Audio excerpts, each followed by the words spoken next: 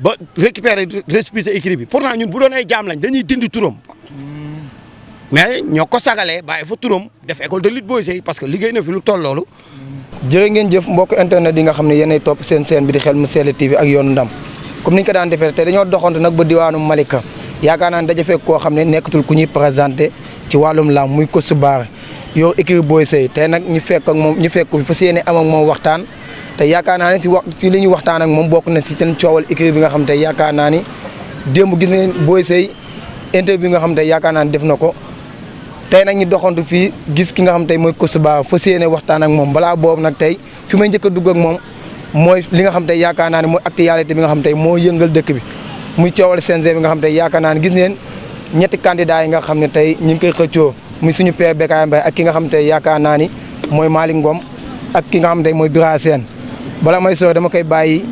mu nuyoo mbokk internet yi moom Coach Bara ma dugg ak moom ci waxtaan bi Coach Bara maa ngi lay ziar. waaw bàcc maa ngi lay fay Samba. di la nuyu di nuyu yoonu ndam TV. nuyu Talla mi nga xam ne bokk na si ñi ma njëkk a jël si nag Talla bii. yaakaar naa sax moom la moo ma njëkk a jël si fekk ma sama place ànd ak Pape Diouf. moom la de di doxal lamb rek. waaw boobu Codé Ndiaye mi tamit ñoo dendoon place mu nekk suma rakk nekk suma lépp. yor Xel mu Sell TV yow it comme noonu rek. bu ko defee mooy nuyu sama école de lutte mooy école de lutte Boye Seye. ku ma xam-xamee ma foofu. ma yàgg fa nekk ci lamb di si bay sama waar. nekkul nag fa laa déparé sama lamb ndax man ku ma xam ci lamb nga ma xamee yaakaar naa l'âge de 15 ans maa ngi nekk si lamb di ci dund. ba tey yàlla def na ma dund naa say at yu bari. du dëgg tey du ma ne lamb daal amel na ma njukkal mais xam naa ni ñu ngi ko ciy xaar nag xaardeeguñu parce que ñu ngi liggéey di xaar parce que lamb li ma fi doon wax rek ay temps mbayu nawet la da ngay ji rek toog xaar yàlla te ci loolu lañ nekk quoi bu ko defee may nuyu mbokk internet yëpp waaw di nuyu ñu may topp di nuyu suma rakk bopp di suma adjoint entraîneur muy Mame Thierno gars yi gën koo xam ci king vraiment moom ba mu jugee samay loxo ba léegi daanaka yu bëri daf ma kaa teggil charge yu bëri waaw man gis nga sànq ñoom ñi ngi fee di entraîné gis nga fi ñu dajama ak yow may daw yi di sàcc sama bopp te loolu mënatuma ko woon le nit nag ku ko wax la bëgg te vraiment loolu la ma defal teggil ma lu bari xam nga ma koy jaajëfal di nuyu mbëri fi teew nii ak ñeneen ñi dem ñëpp ñi nga xam ne entraîné nañ ba pare maa leen nuyu di nuyu Boye Seye numéro 2 bi nga xam ne mooy tête de file école de lutte Boye Seye moom it xaar ko fi ba mu fekk ko fi parce que nit loo xaarul du la fa fekk noonu la demee. Coach Bara en tant que coach te yaakaar na nga gisee coowal nga xam tey mooy coowal CNG surtout. waaw xam nga lamb moom daanaka lamb dafa baaxoo coow mais nag lamb lu coow li wuri ci waxtaan lay mujjee te lamb yaakaar naa doon na benn affaire boo xam ne coowu CNG bi xam nga du coowu CNG coowu lamb la lamb am na ñu fi nekkoon yor ko muy président Bira Sène ak équipe am nee nañ jeexal na bi mu jeexalee gars yi nee nañ soxla nañ changement ñii wax jëm nii ñii wax jëm ne mais lépp loo si mën a dégg rek ci waxtaan lay mujjee te ci biir waxtaan bi ñun liñ soxla mooy képp koo xam ne da ngay yor lamb rek na fekk nga xamee lamb fi mu yam ak fi nga ko jëlee ak fan nga ko war a yóbbu parce que tamit gémmiñ du waxul dëgg wax fen du dëgg ñun Bira Sène toog fi père Bécaye toog fi Malick Ngom toog fi lépp luñ bëgg rek mooy képp koo xam ne bu ñëwee toog dina xam li lamb laaj mu def loolu ñun ñoo ngi ci ginnaaw kooku te tamit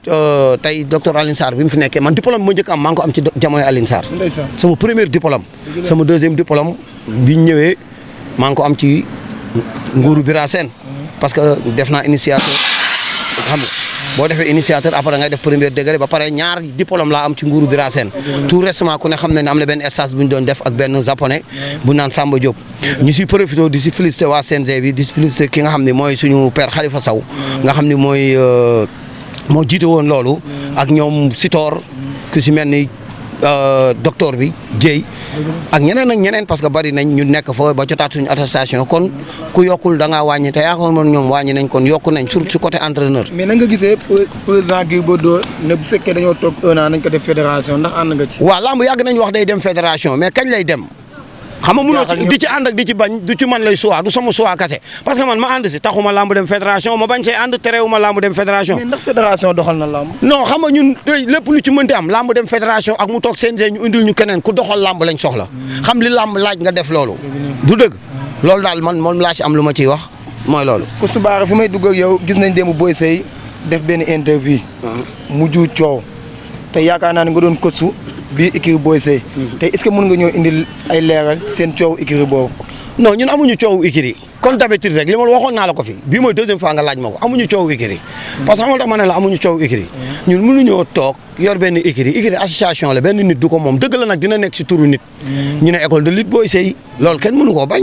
membre fondateur la mais écurie association la benn nit du ko moom na def loolu ci boppam. daaw ñëw na fi tante loolu ànd ak ay booy parce que tey li ma lay mën a wax rek pour ci gàttal. parce que tey munoo yow gis na bi ñuy entraîné fee li fa nekkoon. munoo ñëw écurie nekk ay 40 nangam personnes ñaari nit rocceeku si di influencer benn magum jëmm boo xam ni. li mu daj ci làmb ñooñu dajuñu xaaj bi. xamu leen xamaanu leen ñu ñëw un bon jour ñooñu di ko jéem a influencer mu ñëw naan day nangooy écurie li expliqué la boo xam ni moom moomu ko. dëgg la nag dafa bëgg a nangu kayitu écurie bi woon. non kayitu écurie du lu ñuy nangoo noonu moom membre fondateur la loolu kenn bañalu ko. su ñëwee ci écurie bi toog fi 10 ans écurie bi xam nga ban année laa ko commencé woon 2014. ba tey sama loxo la nekk 2014 ba léegi maa koy affilié nañ xool 2014 ba léegi kayit yooyu ñuy affilié ndax moom turam nekk na ci wala nekku ci. te lu jiitu loolu moom bi muy doog a dem moom dem na Espagne dem na en étranger nekk fa. bi ma ko woowee diw mu ne ma waaw saison bi mi ngi waaj a tijji de te récépissé écurie bi gisuma ko dañuy bëre. parce que récépissé bu ñëwul dañuy pénaliser boobu sax bëreeguñu nuy booy moom Boye Seye numéro 2 la fi bàyyi woon jamono boobu ak saa bokkal ak benn mbër bu ñu naan ninki nànk mi ngi dëkkoon daara ci bu nekkatu fi xam nga li ma la wax ñu dem ci nekk ci am na ku naan vieux boxeur mi ngi may dégg maa ngi moom ñoo doon def démarche yooyu mais biñ ko waxee lan la wax man bàyyi naa làmb sama yoon nekkul ci làmb xool leen noo leen def ba doxal écurie bi tey yàlla defal nañu sutura ñu lijjanti ba récupérer récépissé écurie bi pourtant ñun bu doon ay jaam lañ dañuy dindi turam mais ñoo ko sagalee bàyyi fa turam def école de lutte Boye Seye parce que liggéey na fi lu toll loolu mais nag gis nga sama bopp ma la gënal du bañ naa la. mais da ngeen a déggante téléphone ba mu ne dafa bëgg a jëlaat équipe bi ma la wax ren woowu ma mais daaw da koo wax mais ren tamit nekk na ci parce que dem naa CNG affilié sama écurie